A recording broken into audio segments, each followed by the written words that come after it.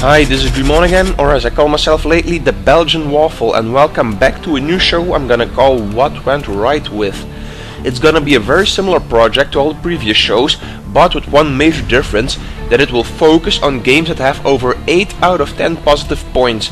Basically games where I would personally give 90% for, and not some shitty ass bribed COD review like you see dozens of on the internet.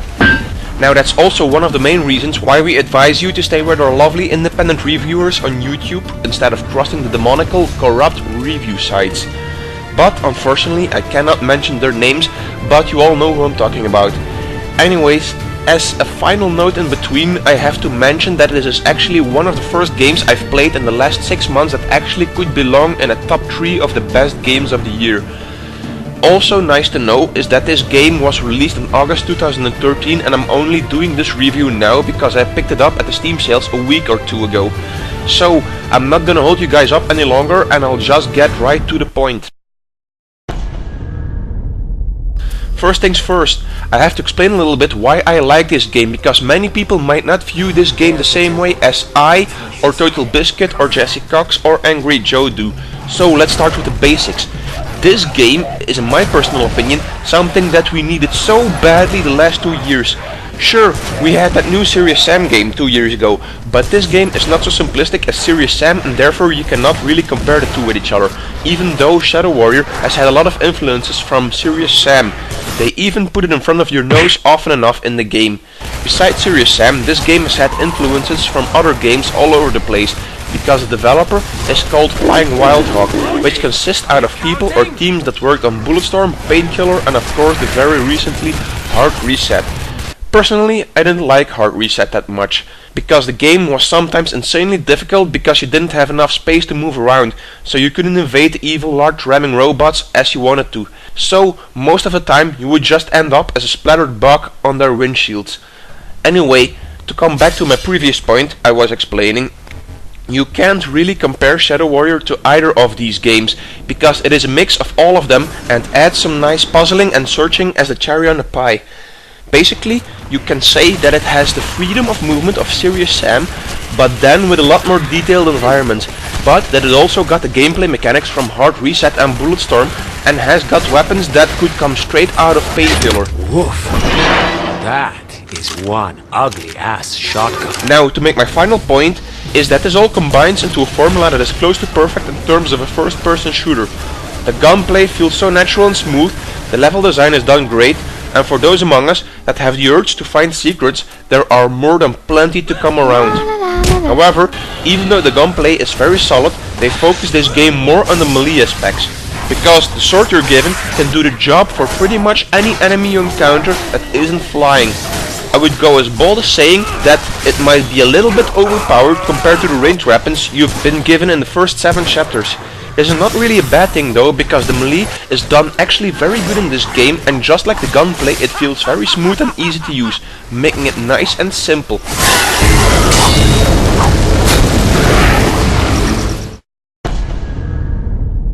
Another thing that you can expect in this game is often very silly humor. Now, I don't mean the same kind of humor like in Bulletstorm, where the focus lies on mainly the gameplay humor, although you'll have the occasional nailing to the wall in this game. Stick around.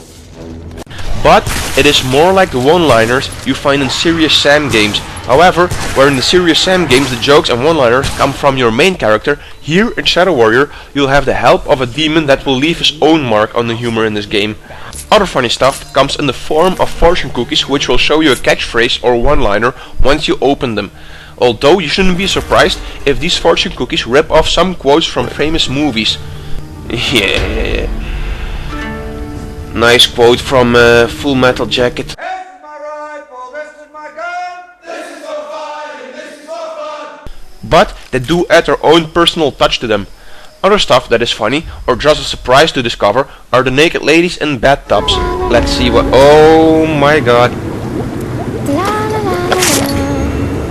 Sorry ma'am, I do not want to disturb you at this moment, but well, it's a good thing it's censored in some way. Cookie Monster wasn't here. Or cheat codes that can turn your weapons into something that is much more up close and personal.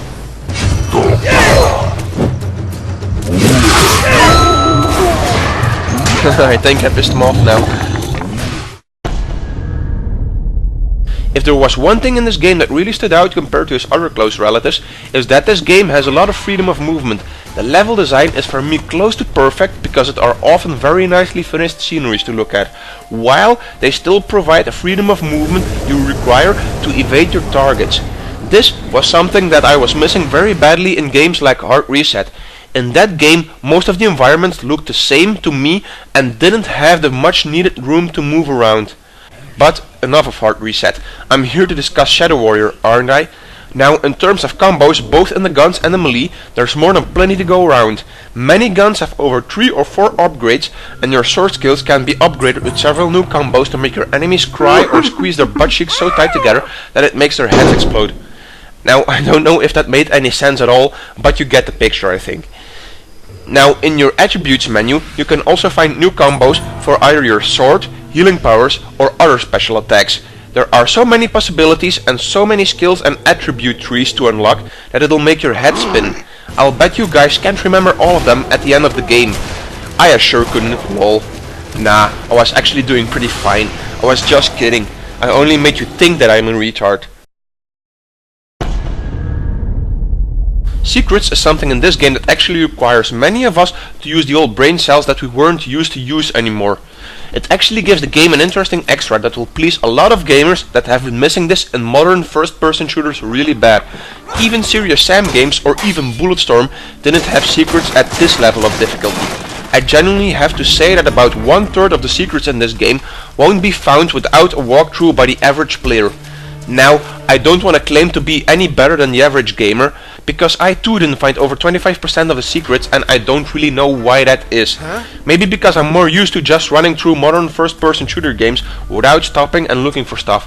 Sure, in other first-person shooter games you need to keep your eyes open for slightly hidden ammo and upgrades, but in Shadow Warrior it gives the word hidden a totally new meaning.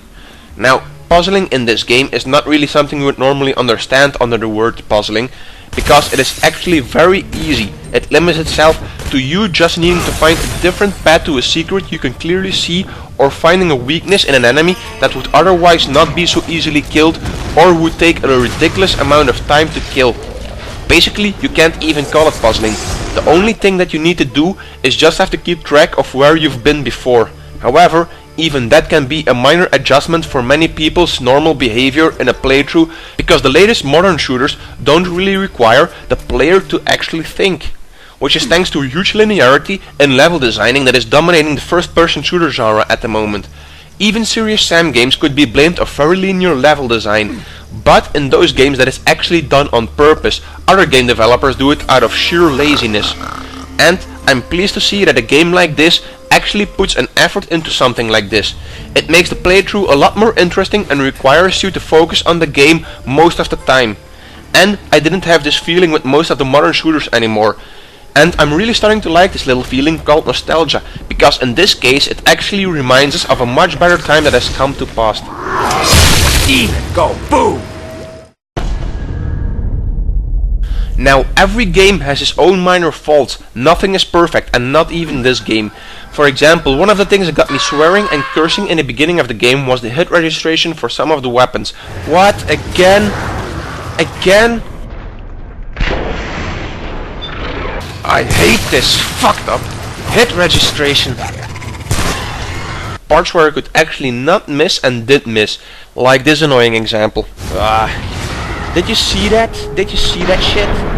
I just shot him in the head, but it didn't register. Now, I don't know if this is a problem for other people as well, or if this is in my game only, or maybe because of simple frame lagging.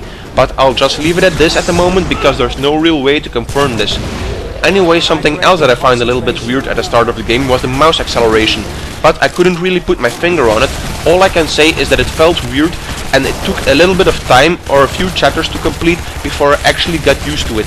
You can actually see that very clearly in my playthrough videos of Shadow Warrior. One last minor problem I had was with the variety of this game in general. Now, I don't mean the level design or gameplay, but more like the variety of enemies. They all look the same to me apart from the bosses. I think that it was only after I was halfway through the game that I had enough of variety of enemies. What also relates to this problem of variety was the progression of weapons. I would have loved to start with more than just a pistol and a sword, and it would have been so much cooler if you started out with your sword and 3 other ranged weapons like a pistol, a rapid firing gun and a shotgun. Plus the other guns could have been much more quicker introduced in the game for me personally, because now you only find one new weapon every 2 chapters. In the first 7 chapters, for example, the pistol, the bolt thrower and the submachine gun were just looking useless compared to your katana sword.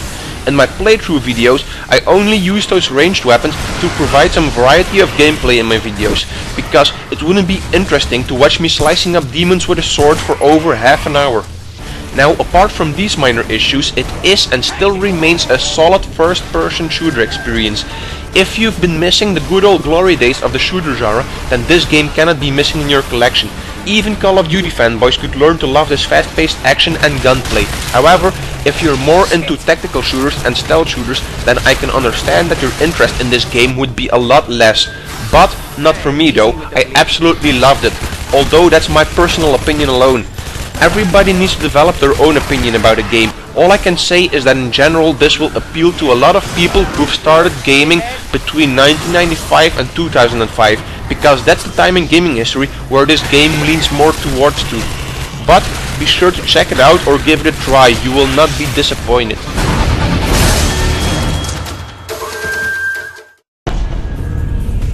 Now the final verdict of this game's rights and wrongs. I'll see you guys next time.